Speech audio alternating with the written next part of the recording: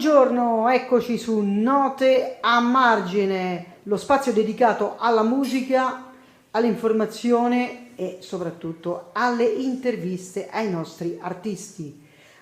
Innanzitutto voglio salutare Elena, bentornata. Ciao Morena, Ciao, buongiorno. e adesso possiamo dire di entrare nel vivo della nostra intervista a un nuovo ospite che abbiamo oggi con noi. Ciao Alessandro, Ciao, ciao a voi, grazie per l'invito. grazie a te. Intanto come stai? Ah, molto bene, grazie mille. Senti, tu nasci principalmente come batterista, dopodiché sei stato in svariati gruppi. Ma io nasco ad Agrigento e cresco anche ad Agrigento.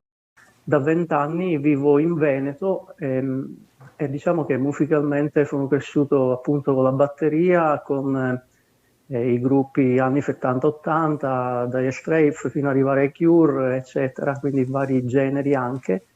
E poi da qualche anno sarà la nostalgia della Sicilia e probabilmente è quello. Ho cominciato a scrivere brani in lingua siciliana, nel folk, nelle tipiche sonorità. Quindi in un certo senso è per sentire vicino la tua terra. Probabilmente sì, perché io, diciamo, il folk, la musica tradizionale folk la ascoltavo da bambino, da mia nonna, perché andavo a pranzare lì per tutti gli anni delle scuole elementari.